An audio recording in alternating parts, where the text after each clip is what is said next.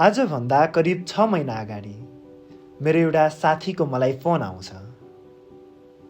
मैले फोन उठाउन नपाउँदै उताबाट एउटा प्रश्न आयो, सुन न, I am in a book shop, कुन किताब किनम? मैले सोधेँ, व्हाट आर द अप्सन्स? उतातिर एक बहावमा दर्जन बढी किताबहरू लामबद्ध उभिए। त्यो ज्ञानरूपी बगैँचाको एउटा कुसुमले मेरो ध्यान खिच्यो। त्यो पुस्तक थियो शिरीषको फूल। मेरो रोजाइकै भरमा शिरीषको फूल करिब 815 किलोमिटर यात्रा गरेर मसम्म आइपुग्यो। भन्दा क्रूर सुनिएला, तर मैले त्यो फूललाई आफूले भ्याएसम्म निचारेर पिएँ। टु माई सरप्राइज, मैले जति निचारेँ शिरीषको फूल त्यति नै रसिक र वासनादार बन्दै गयो। यो घटनाले मलाई त्यो फूल उमार्ने मालीप्रतिको जिज्ञासा बढाइदियो।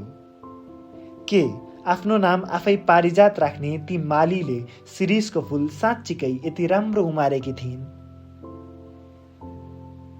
के उनले आफ्नो यथार्थ जीवनमा रहेको रिक्ततालाई भर्न सकम्बरी र सुयोगलाई जन्माएकी थिइन्? या त यी सबै मेरा मस्तिष्कका अतिरञ्जना मात्र हुन्? Today we will try to answer all these questions by diving deep into the personal life of Vishnu Kumari Vaiba.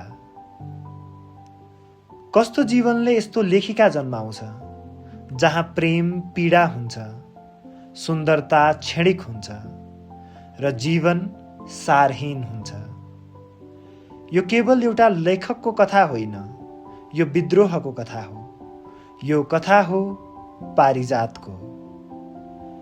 Nepali साहित्यको आकाशमा ज्वाजल्यमान पारिजातको जन्म भने भारतको दार्जिलिङमा विक्रम सम्वत 1994 भएको थियो। सानै उमेरमा उनले आफ्नी आमा गुमाउनु पर्यो।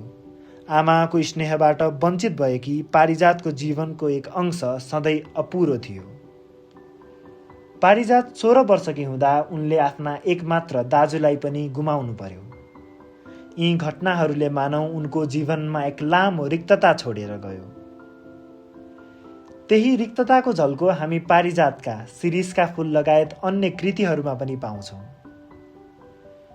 विक्रम सम्वत 2011 जब पारिजात केवल 17 वर्षकी थिइन्, उनी आफ्ना बुबा र बहिनीसँग काठमाडौँ आउँछन्। काठमाडौँको माटोको सुगन्ध उनले 17 वर्षसम्म खेलिएको माटोभन्दा भिन्दै थियो। नयाँ मुलुक, नयाँ सहर, नयाँ परिवेश, नयाँ मान्छे। जीवन सहज थिएन, तर असहजता नै त मानव विकासको मूल हो। पारिजातले आफ्नो आइए बिएको पढाइ पद्मकन्या क्याम्पसबाट पुरा गरिन्। करिब 20 वर्षको उमेरमा पारिजातलाई हाड जोड्नीको समस्या देखा पर्यो। धेरै स्रोतहरूले उनलाई पोलियो भएको कुरा बताउँछन्। यही रोगका कारण पछि पारिजात प्यारालाइजसम्म पनि भइन्। एक उदाउँदी कवयित्री जो कल्पना आकाशमा बन्चरी जस्तै उड्ने सपना देखिरहेकी थिइन्, अब उनलाई हिँडडुल गर्न पनि अरूको सहारा चाहिने भयो। जीवन साँच्चीकै कति निष्ठुर छ। तर पारिजातको शारीरिक अवस्थाले उनको बौद्धिक विराटतालाई कहिल्यै छोप्न सकेन। उनको कलमको यात्रा सधैँ निरन्तर अविरल बगिरह्यो। पारिजातले शिरीषको फूल, बैंसको मान्छे, अन्तर्मुखी, उसले रोजेको बाटो, पर्खालभित्र र बाहिर लगायत करिब 2 दर्जन कृतिहरूद्वारा नेपाली साहित्य पटलाई ऋणी बनाएकी छन्। उनका अधिकांश कृतिहरूमा जीवनको अर्थहीनता, एक्लोपना, नारीवाद, सामाजिक यथार्थवाद, विद्रोहको झल्को हामी पाउन सक्छौँ। शिरीषको फूललाई त झन् नेपाली साहित्यमा अस्तित्ववादको उच्चतम कृतिका रूपमा लिइन्छ। पारिजातको यो लेखनका पछाडि उनका आफ्ना जीवनका भोगाइहरूको ठूलो प्रभाव रहेको हामीहरू पाउन सक्छौँ। एक यस्तो जीवन जसमा न त आमाको ममता छ, न त जीवनसाथीको प्रेम, न त आर्थिक सबलता छ, न शारीरिक तन्दुरुस्ती। यी जीवनका अनेक काँडाहरूलाई सँगाल्दै पारिजातले हामीलाई एउटा सदाबहार फूल दिएर गएकी छन्।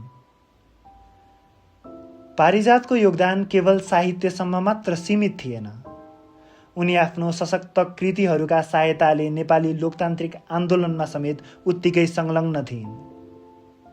उनले राल्फा नामक सांस्कृतिक समूहमा रहेर लोकतन्त्रका लागि सांस्कृतिक क्रान्तिको नेतृत्व गरेकी थिइन्।